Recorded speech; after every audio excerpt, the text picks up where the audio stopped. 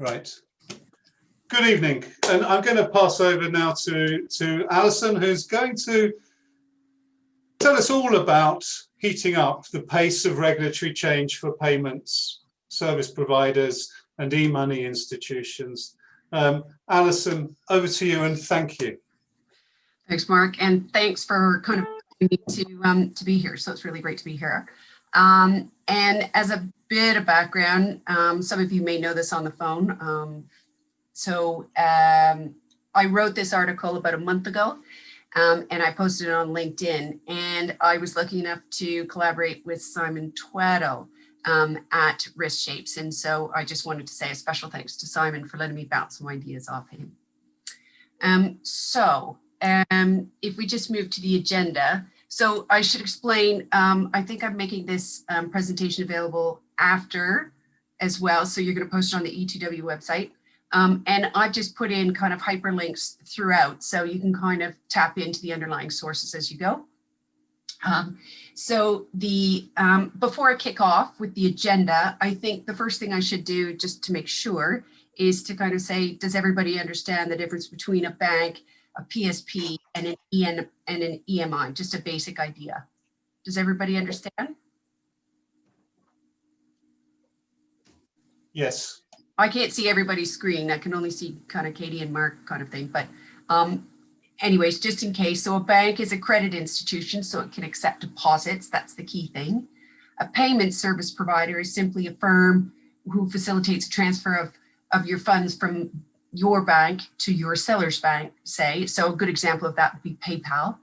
And e-money is essentially cash that's stored in electronic form. So this includes prepaid cards, such as travel money cards, and some gift cards, and online accounts, which are used instead of credit or debit cards. And a firm authorized by or registered with the FCA to issue electronic money is known as an electronic money institution, or EMI. So if we look back at the agenda, we'll talk about heating up. We'll talk about what I think are the various regulatory hotspots for PSPs and EMIs. And then we'll just move to closing remarks. So my article basically asks the question whether we as a society are learning effectively from history and acting on it.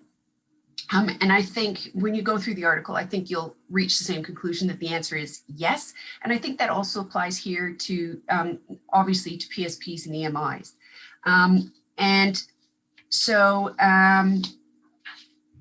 And then we'll turn blah, blah, blah. And I think, yeah, I guess because we're doing this informally, how do you want to do this, Mark? People can just jump in with questions or something and raise their hands. I don't know how, I'm not that savvy with that. Yeah, I think, Alison, I think it's a good idea if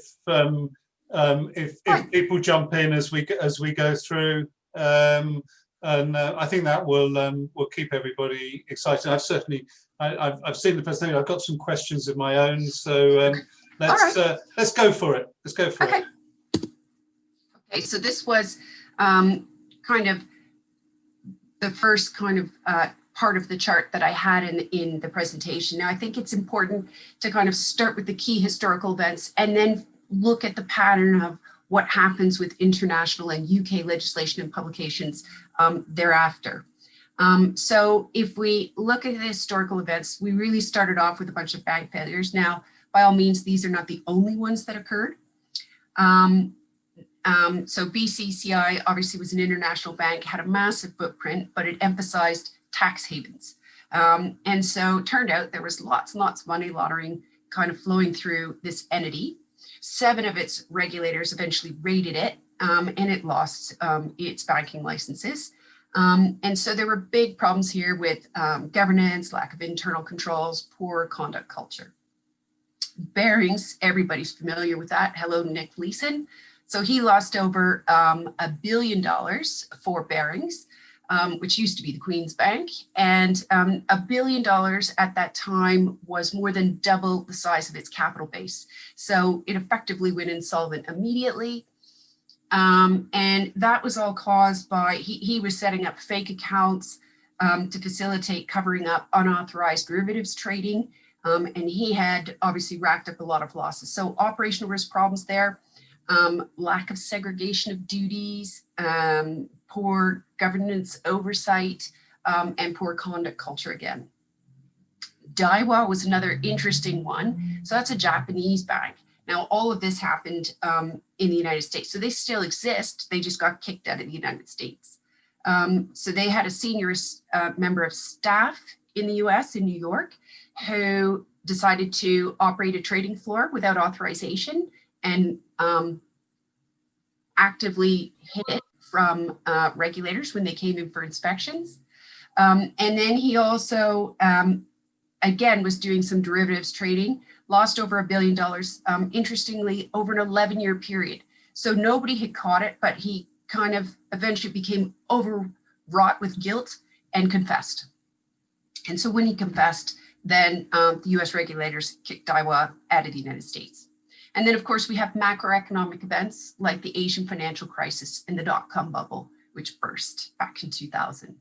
So when we look at the legislation, what you can see, I've started off all of this stuff in 1988 because that's Basel I. And I think pre-1988, it's all kind of cowboy-like territory. So beyond Basel I, and in Basel I, you didn't have complete regulation. There was no operational risk, and it was really basic. So it didn't really do much. And then what you started to see after a few years is you started to see lots of bunch of US and EU papers on operational risk and principles, which were great. These are still important papers today and the backbone of a much more mature regulatory environment, but they were just introducing philosophy at the time, so it's hard to make it binding. UK legislation back then, it wasn't really there. So what you had a big event like BCCI or Barings, and you had some kind of Treasury Select Committee report or some parliamentary report, some inquiry, which is exactly what we do now still, but you would just have that and no more. So it was kind of behind the times. There was no legislation. Obviously, there's no UK report on Daiwa because it happened all in the United States, so it didn't touch UK shores. And at the bottom of this slide, you'll see the Turnbull report. So you can see it's about corporate governance, which kind of ties into the general themes of governance and operational risk that you see in the international section. And I think this was the first biggie with respect to corporate governance. And it was a report, and it noted that board policies should take into account of the risks faced by the company, its risk appetite, the controllability of the risk, and the cost benefit of the controls identified. And the control system should be embedded and responsible, and it should include procedures for reporting failures and weaknesses together with corrective action. So it's the first time you start hearing something about accountability, which with time starts becoming a bigger and bigger thing. So does that mean if I look just at this slide, would I think that regulators were asleep at the wheel, up to 2000? I don't think so. I think that was just not the way things were done.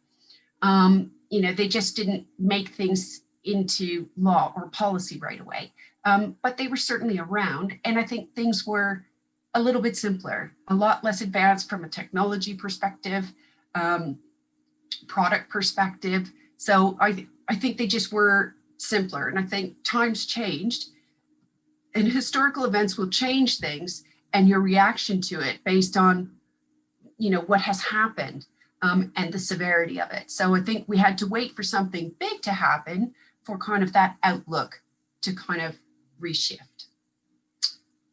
Okay. So, so this slide starts looking at, there are some big collapses on this slide. So if you take a look in the historic events, the first two, Enron and MCI WorldCom, they were both multi-billion-dollar failures. Enron the year before, it collapsed, generated 101 billion of revenues. MCI WorldCom, when the two merged in 97, were worth 37 billion. These were massive. So first one's an energy trader, second one's telecommunications. And effectively, there was lots of operational risk failures, fraud, and creative accounting in both of these entities. And as I recall, there was lots of paper shredding going on at Enron. And that also led to the downfall of Arthur Andersen, who had been kind of complicit in all these policies. Obviously, the auditor had signed off on the policies, which were all misleading. So say MCI WorldCom was burying all of its debt and saying, oh, we can do some what's called off-balance sheet accounting. So all their debt disappeared, and so they looked like they were worth a lot more than they actually were. The next biggie, I would say, would be obviously the US subprime crisis, and that kicked off everything for the global financial crisis. Basically, what they do in the United States is banks will collect all of their mortgages and resell them on. And so they kept reselling and reselling and reselling, and eventually the housing market collapsed. It was just a giant house of cards that collapsed. So that's really what took down Freddie Mac and Fannie Mae. You've got Northern Rock that went bust, Lehman Brothers, which of course lost all its access to wholesale funding, RBS kind of expanded beyond its means, the Euro debt crisis, the Islamic bank crisis, and of course you can't go without a little fraud, and because Bernie Madoff's Ponzi scheme was just flat out fraud. So that's kind of what we've got for that 7-year period. So let's look at the regulatory landscape. So what you've got, before this time, what you really had was a lot of banks. You probably had credit unions and all these kind of things, but that's basically what you had. Now you start seeing within the financial landscape, e-money institutions, so EMIs and PSDs starting to play a larger role. So they must have been playing a large enough role that it merited the EU putting in some directives. So the EU puts in directives, and generally speaking, the UK will follow with a related regulation. So today we have the second e-money directive, and in the UK, the law is the second e-money regulation. That's just the way it works. So that was showing those kind of emerging as players. Sarbanes-Oxley, well, that was huge. So I do think when you look at this chart, you can see Enron and MCI, and I don't know what it was like here, but certainly in North America, it was absolutely massive, the impact of SOX. So it was legislation that was put in. It's a US federal law that set new or expanded requirements for all US public company boards, management and public accounting firms. It advocated accountability and transparency. And this was directly because of Enron and MCI WorldCom. And so interestingly, within 1 year of Enron happening anyways, you have this massive piece of legislation going in. And it's what really put operational risk on the map. So Americans continue to build on that with the SEC issuing guidelines for internal controls. But the big thing was, of course, in Europe, Basel II came to play. The Americans have always kind of dabbled and done their own thing in terms of regulatory standards. But generally speaking, most of the rest of the world followed suit. Certainly they did in terms of Basel III. But that's the next slide. JSOX is just the Japanese version of Sarbanes-Oxley. In the UK, you have the Proceeds of Crime Act. So I can't see that that's related to a specific event, but certainly this is one of the backbone pieces of legislation even today for financial crime. With Basel II, what you see is ICAAP requirements coming in. So Basel II did become effective in the UK. And when that happened, so ICAAP, which is individual capital adequacy assessment process, and there's an ILAP, which is the liquidity equivalent, both of those came into play. And those examined the risks that were posed to an individual firm, and it was effectively a self-assessment.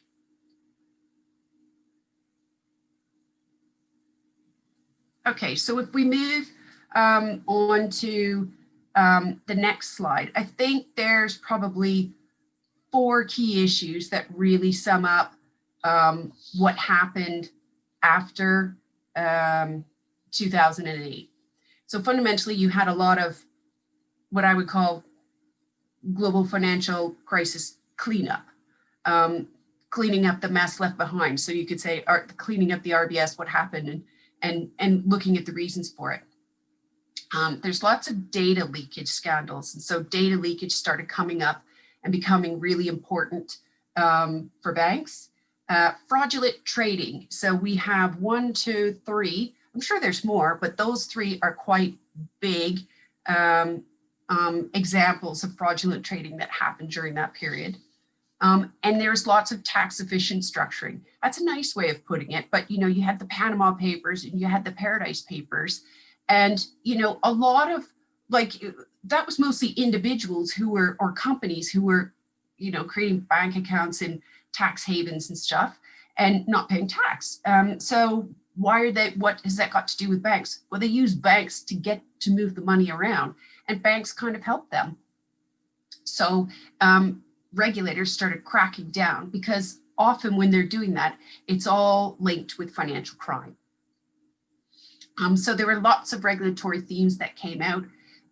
Resilience was a huge one. Accountability, data privacy and security, internal controls, accountability, governance, conduct. So all these were kind of coming out of the woodwork. And what you started to see was within the international sphere, and when you had, and the UK sphere, you would see a lot of legislation or guidance. So generally speaking, if you look in the green column, you'll see lots of things that say SS. So that's supervisory statement. And that is, some of these supervisory statements are 5 pages long. Some of them are 100 pages long, and they detail, this is the PRA's policy with respect to banks on topic A, topic B, topic C. And they are hugely important, and you can't overlook them in terms of when you're doing your work and putting it together. You might have to look at the legislation itself, but also the supervisory statement to see that you're following the right path. The other big one here is obviously Basel III. Interestingly, Basel II was put in to put more teeth to Basel I. Well, Basel III was meant to do the same for Basel II, because it was thought that Basel II didn't do enough, and that was one of the reasons why banks didn't have enough capital, and everything kind of went pear-shaped during the financial crisis. And the other one, I think key one, is obviously you've got BCBS 239. It was published, that was all about understanding your end-to-end controls and your risks along the way. You had to do that for all your high-risk areas. Now, obviously, we've also got here the second e-money directive and PSD2, as it's known. So fundamentally, that is kind of the new versions. And I think the markets had advanced, the industry had advanced, there was lots of new technology, and it was just reflecting. And I think that's just a part of the natural course. And I think filling in a few holes that were left over, that were identified as part of the first draft.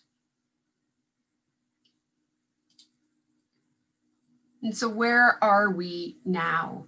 So really, when I look at this chart, 2019 doesn't look so exciting, not much happening, although lots of releases. What you've got is 2020, you've got the 2 biggies, you've got Brexit, you've got the pandemic. And I think you've also got Wirecard. So its UK operations were temporarily suspended in June of this year. Fundamentally because of something that happened. So it's a German company, but it's got a UK subsidiary. So something happened with the German company. There's a whole bunch of fraud, allegedly. And so it went bankrupt. And I think, so the FCA, what they did was they suspended its ability to trade for about a week. And during that time, all of the firms and the PSPs that were using its platform, all of its customers lost access. So it was a bit of a scandal, and I think, but it also had a ripple effect. So obviously it was bad for Wirecard, which is going under anyways, but also for the people who are using Wirecard. Like, what kind of screening do you use for your end suppliers? What were you thinking, kind of thing? So they've all had to scramble, find new platforms, and restart operations. Some were able to do it faster than others, but it was a big thing. Yeah, and so. Can I ask a question? Do you mind if I? Sure. So first of all, thank you for that. Those 3 or 4, 5 slides. Yep. I've never really seen it actually put in that chronological order like that, and it's enlightening. So thank you. We started off in 1988, and you said before that it was kind of cowboy land. Are we really better off now than we were then? You know, when you look at the density of challenges and failures and that we've had, they seem to be increasing. You know, are we really better off? Well, and what was cowboy land like? Yeah, I mean, I think it quite helps that if we look at just post the GFC and just at banks, certainly we've put in legislation. We've got a lot of guidance now so that there's less room for interpretation, particularly with banks. So there's a lot of clarity what they expect and what you're supposed to deliver. And I think one of the things that's happened, you know, Basel III in particular had a big impact on this, is they required a lot of buffers and banks to build up their capital buffers now in the good times, so that when things went wrong, they had something to absorb that capital and they could withstand a shock. And I think what has happened in 2020 to many, you know, lots of people, they're saying 1 in 7, I think, small businesses are going to fail. But, you know, the banks have been able to carry on. And not only have they been able to absorb their own shock, they've been able to absorb, I think, the liquidity impact, because you've got lots of people who have mortgages, who have kind of mortgage holidays at the moment because they can't afford to pay their mortgage because they've lost their job or whatever. So they have that ability. So as a society, we have that ability and they're more robust. The question, I think, for me is, okay, it's great that we've done this for banks, but what are we doing for PSPs and EMIs? Because it's one thing, they basically didn't put it in. So it's a great juxtaposition. You know, they didn't put in kind of tight regulation on them at the moment because they were trying to encourage the entrepreneurial spirit. They were trying to encourage new entrants to the market, greater competition. And I get all of that. But at some point, some of these players will get big, will get very large. And so why would you give them a free pass, you know, and kind of let them go in the financial services market without regulating? So I think you can see the difference in maturity between the two types of business within the same landscape. But do I think, you know, when, you know, it took banking, you know, we're 2020 and 1988. So what is that, 32 years ago? It took us banks 32 years to get here. Do I think it's going to take 32 years for EMIs and PSPs to get to the same spot? No, I do not.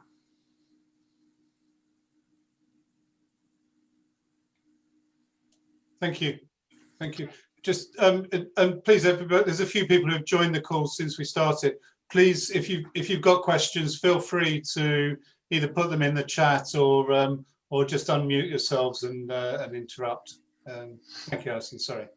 That's okay. So I think if I think of the bigger issues, I think there's probably 4 kind of themes that we can see taking away from these slides that we've just looked at. So I think there's you know, a lot more issues, and now there's more guidance. So for banks anyways. So the question, as I mentioned, is are we going to see this for the from the FCA for solo regulated firms as well? That would be my big question. I think there's a lot more in this space about accountability. So we're seeing a lot more guidance coming from, in particular, the PRA. And I think it's, you know, because accountability is not just about the individual firms, it's also about regulators. And I think, not surprisingly, regulators are expected to regulate. And so that means publishing guidance to clarify what expectations are. It shouldn't be a guessing game. And I think that's what sets the tone. I think now as well, we need more guidance because we've got, there's more consequences now. There's a lot more fines going on out there than there were in the past. And some of them are big. Now, the biggest ones are all sanctions and stuff. But there are lots of regulatory fines for just general operational failures. And I think there's more legislation as well for the final one, because we're seeing more legislation out of the EU. So fundamentally, because of the way the system works, certainly at present, you've got EU lead, and then you get the UK regulation that follows. So what happens after Brexit and how they're going to swing it? I think everybody's wondering how they're gonna do it.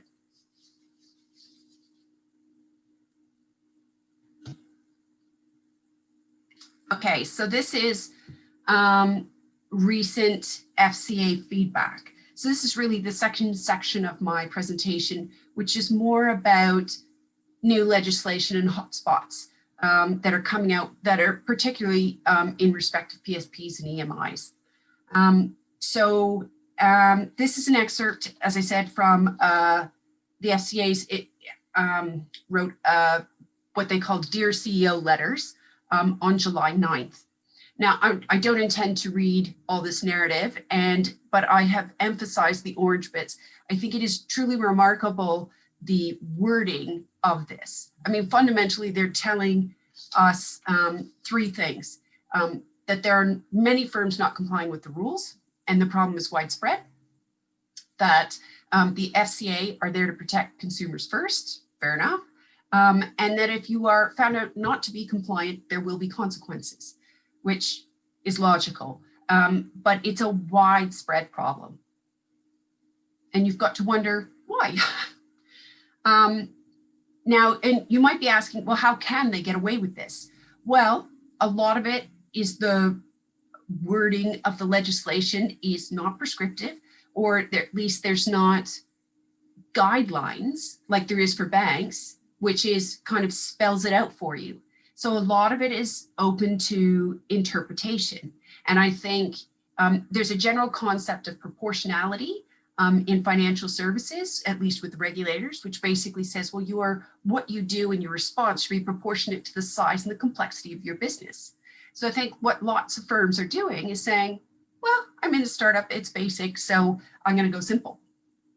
But it's not so simple as that. And I think that the gap, or this expectation gap that the FCA has, is so big that they've now sent this Dear CEO warning. Now, Dear CEO letters, they're not common, actually. I think last year, I read that they issued one, and this year they've issued 23. Now, lots of them this year will have been about COVID and what to do. But there's a lot of these ones which seem to be kind of, a slap on the back of the wrist saying, what are you doing, folks?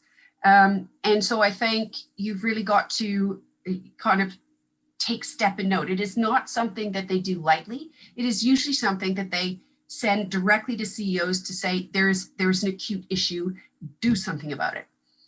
So this, I find, even with this kind of wording, is truly remarkable. So why don't Allison, just on that, how many the regulators issuing these Dear CEO letters, how seriously are they actually taken by the CEOs? What are the what are the consequences for not complying? Well, those are both interesting questions. We don't have a means of saying how they're reacting, but I would guess that it will start being a question of they'll start looking at companies and it will start becoming industry knowledge that they're really reviewing in this area. And that's usually what gets people going and what gets them worried. And I think the tone of this note, this letter, basically will suggest, don't take this lightly. I would have expected that, you know, I mean, I know from working, when I've worked in banks, you know, if the CEO or the treasurer or the CFO gets a letter, you know, it gets brought down. It's like, do something.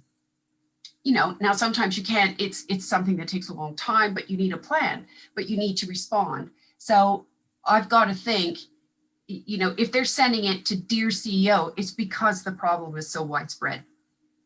Okay. Alison, just thinking about that, there's the other side to it of ignorance is not a defense for any of these things. Correct. But you can give it a try until somebody's actually written to you and told you, you know, and it might not be prescriptive, but there is nonetheless a letter from the FCA to your CEO, and he can't say, I didn't get it, you know. I didn't get it. Yeah. Totally. You know, I think if you look at, you know, why a good reason, well, it's not a good reason, but an explanation as to why firms might not put in risk management frameworks, particularly like startups, is because they've got a really scarce amount of cash. And so what are they going to spend it on? They're going to spend it on building their business. They're going to spend it on the technology they need to support that. And that's what they're going to mainly focus on. Risk is a cost function. It's a sunk cost, really. But regulators view it as kind of like an insurance policy that they expect you to have. But I think firms just consider it, well, it's a nice to have sometimes. They do the minimum because there's starting to be evidence that, you know, to get, you know, PSPs and EMIs did what it took to get authorized for the minimum standard and then kind of let it slip. Right. And that's got to go to, well, if they can get away with letting it slip, what are the regulators doing? Yeah, and then it kind of it ends up it's a bit like the naughty boy being sent to the headmaster. Yeah. You know, and he keeps getting sent to the headmaster, and nothing happens. So he keeps doing it. He perpetuates it, and the Dear CEO letter is a bit like the headmaster if we're not careful. So it'll be interesting. I have never seen a letter like this, so it will be interesting to see, you know, from anecdotal stories I've heard from colleagues. You know, they are the FCA are taking it seriously. I haven't heard anything about fines or anything, or Section 166, which I think are quite rare, particularly in this field. But we'll see. Okay. So I just did want to do a little bit of comparison since we've been saying, oh, well, banks have to do this, and, you know, here's PSPs. So here's basically a comparison of a startup to get your authorization. And for banks, this is fully authorized banks, not the ones at the startup of the mobilization phase, which is kind of, you know, the practice round. But anyways, so, and what you see, I'm not going to go through these in detail because I'm conscious of time as well, is you can see that there's lots of gaps between the two. So if you've got lots of gaps and then regulators aren't policing it as much as they are with banks, then you can see how, you know, it gives the tone that, oh, well, you don't need as much as you do for banks. So on the back of this, so for the Dear CEO letter, there were 6 areas, as I mentioned, that they highlighted. So they are safeguarding client assets, prudential risk management, financial crime, financial promotions and consumer communications, governance and oversight, and record keeping. So we'll just go through those quickly now.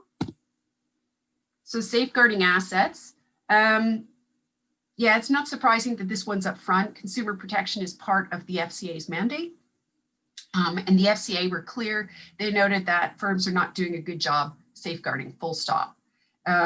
what exactly did they say? They have a poor understanding of which funds are relevant for safeguarding and should be segregated in the first place. That there were delays in segregating funds following receipt. So they apparently found many examples of commingling of funds. So basically everything's going into one bank account and you're not separating, and you're supposed to ring fence your client assets, and lots are not doing that. There are firms failing to check the correct amounts that are being segregated frequently enough. So doing reconciliations. Now, somehow the FCA thought everybody would take the regulations to mean do it daily. Apparently that might have been weekly or monthly. So there was lots of differences and a huge gap there. There's also issues about third-party risk management that also featured. So, you know, their key message is you cannot transfer accountability just because you outsource. So if someone is, I don't know, providing, you know, your financial crime and you're shoving it off, it doesn't matter whether it's financial crime or some kind of aspect of safeguarding. You can't, just because it's somebody else doing it, doesn't mean you're still not ultimately accountable that it's being done correctly. So yeah, so I'm not going to go through the table, but the table basically shows this is what they found and possible solutions. Just, Alison, so to come back to that again, from you know, a member of the population who, you know, is buying things online, getting delivered, you know, it's not the same risk as me putting all of my pension money in Woodford, for example. No. What is the real risk here with these payments? I mean, I guess if you had an EMI and you've bought like a card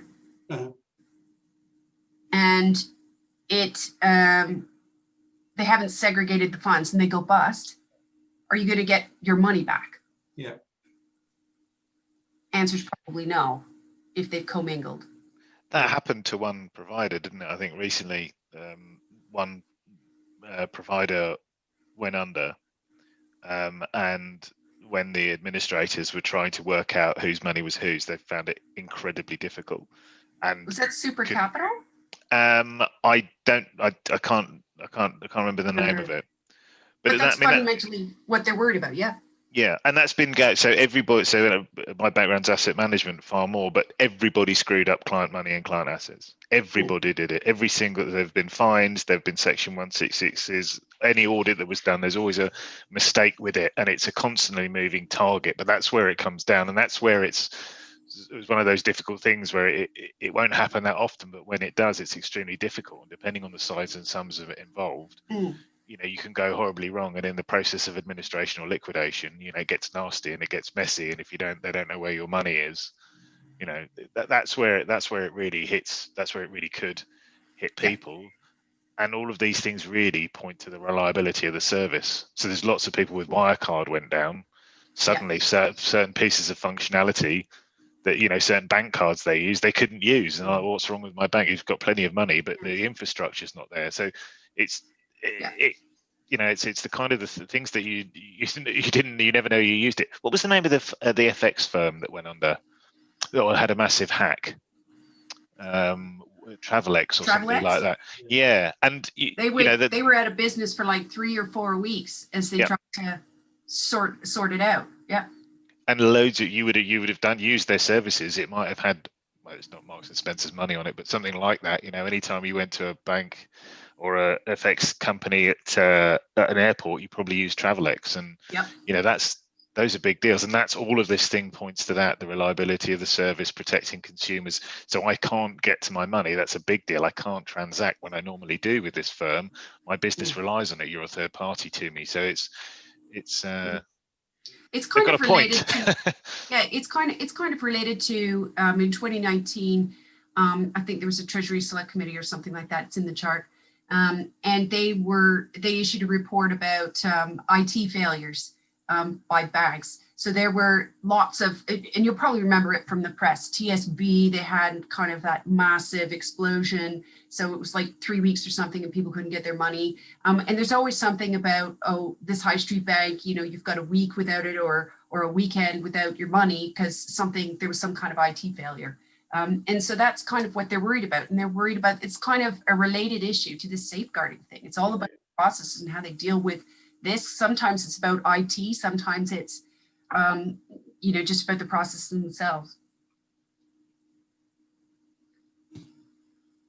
Prudential risk management. Well, this is kind of near and dear to my heart as a capital specialist.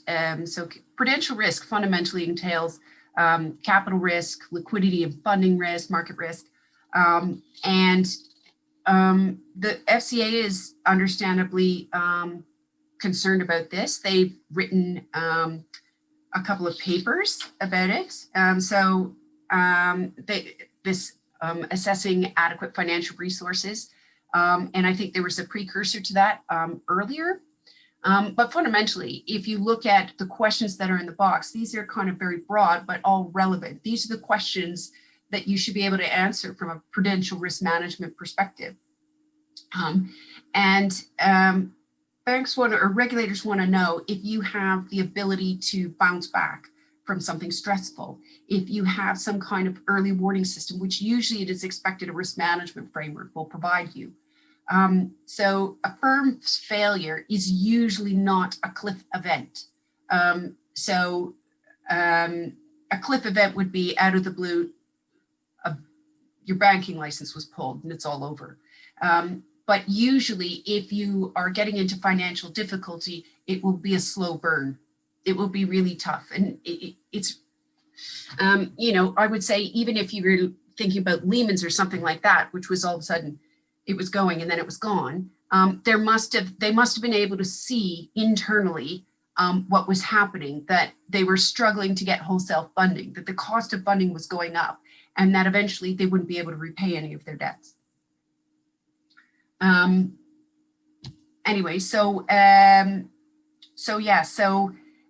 The FCA did issue a paper earlier this year, as I said, and so this is an example of, I think, of regulators starting kind of proactive thinking. In the past, I think it was entirely reactive.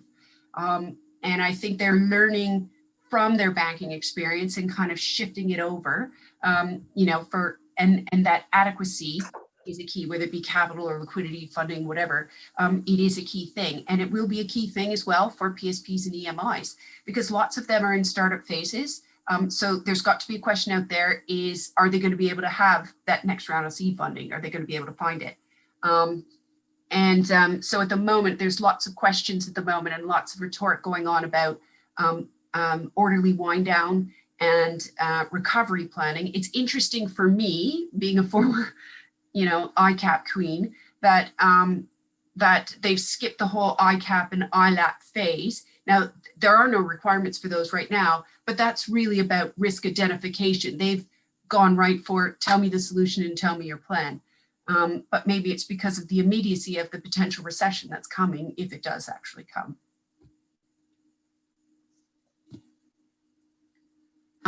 Financial crime. Well, financial crime is always going to be popular with regulators and with politicians. The government has a Take 5 to Stop Fraud campaign that's going out there. So yeah, quite popular. I think it's interesting, well, Chapter 19 of the approach document, which guidelines all the rules for PSPs and EMIs, or at least the FCA's approach to it,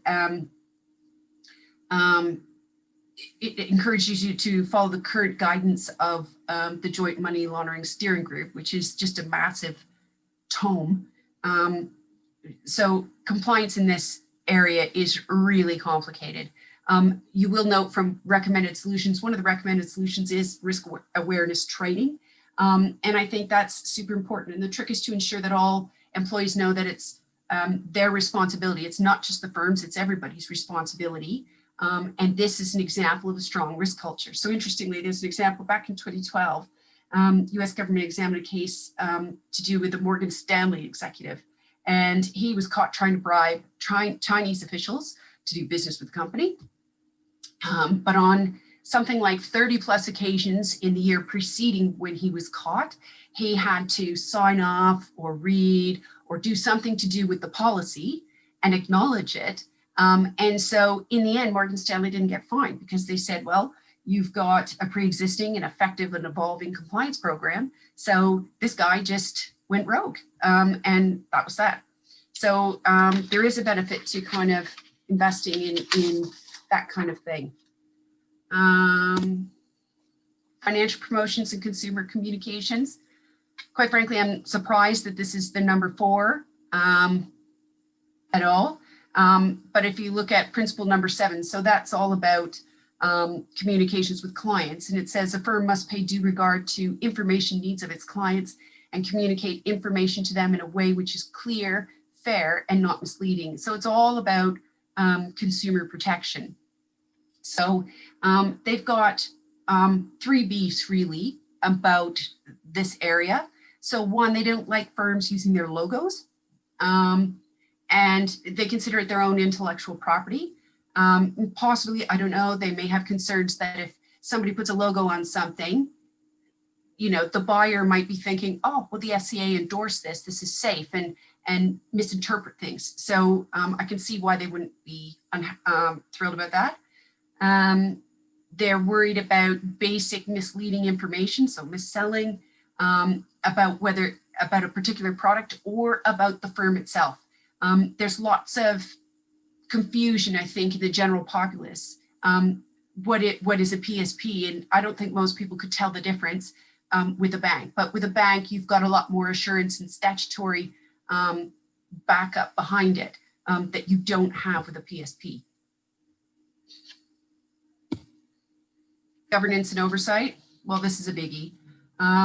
And I think this is probably one of the biggest areas where there's this expectation gap that I was talking about between what regulators think you should have delivered and what has actually been delivered by firms. I think, and I think a lot of that's got to do with proportionality. So if you look at in the box below, those are the actual requirements in the handbook for governance for a PSP, and that's it. No other clarifications. And so I think if you've just got that, it kind of is open to interpretation. If there's no guidance and no clarity, then you'll kind of make your own decision based on your expert judgment. So who's to say that you're wrong? Now, it's another question if you got authorization and then you let it slack. But I think, personally, I think there's quite a discrepancy between you've got supervisory statements for the PRA. You do have final guidance, but it's not so much with the FCA, but I think that's what they need more of. Alison, how are these then, you know, there's a lot of interpretation here. Yeah. And how are they actually policed then? You know, how often would a PSP expect a visit from the regulator and some kind of audit? I don't know, but I mean, if I was thinking of, say, a bank, I mean, you'd be in constant contact with your bank. At certain points in time, you would expect a lot more engagement. So if you were submitting an ICAAP or a recovery plan or some kind of liquidity, like a big piece of work, then obviously you would have more engagement afterwards. Sometimes regulators will have thematic reviews. So last year, say, I participated in a solvent wind down exercise that they were doing for investment banks. Right? So it just depends if you fit their criteria. And, you know, they never tell you what the criteria are and what it is, you know, so it could be, you know, presumably they're looking at stuff this year about, okay, well, it's been coronavirus. So who's been driving the bus and how's it been going and all these kind of things, internal controls and governance. So because, yeah, I guess one question would be, you know, there were a lot of PSPs and EMIs who furloughed people. So, you know, I would call up looking for interviews and stuff like that, and they would say, oh, X many people are furloughed. So I guess the question is, who got furloughed? Why got, you know, and how did you choose who went on furlough, and why, and who was monitoring the shop? Who's driving the bus? Well, those people were furloughed, as an example. But it could be thematic. It could be, okay, you also might get in there because if you've been dinged before because your safeguarding was bad, you might get included in the pool to get reviewed again. Alison, there's also that point of where you can get yourself into that situation because you have some kind of an incident which you have to disclose to the FCA.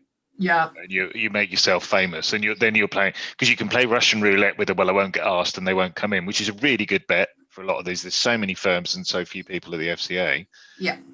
But if you have to disclose it and they say, okay, well, can you send us your ICAAP? And your answer is, can you give us a month? Then, you know, you can get into that situation, and your only choice there is to not disclose, which is really a bad idea, or you're going to have to be ready because you can't change all these things overnight. Yeah, totally. So I'm just conscious of time, so I'm going to just plow on. Record keeping, well, this really relates to a lot of the sections before, but, you know, keep your records intact. They really want them intact. They fined Citibank 44 million last year. So over a period of 4 years, they had lots of incomplete and inaccurate regulatory submissions. And, you know, the PRA said, I've had enough, and they got a fine. And importantly, it wasn't just the fine, it was on the front page of the paper. So the reputational damage is also can be quite big. Hotspots, I mean, all I would say to this is that I think there's some commonality in terms of regulatory themes. Financial crime is always going to be there. Operational resilience is the big one at the moment. So everybody's waiting for the supervisory statement to come out in Q1 of next year. Prudential risk management, which is all about adequacy, always popular. And there's a new resolvability assessment framework, which is going to apply, at least for banks anyway. So, but resolvability and resolution, that seems to be coming up as themes as well for PSPs and EMIs. So anyways, I think what I'll do is wrap it up here because I'm conscious that there's not much time left if anybody's got questions.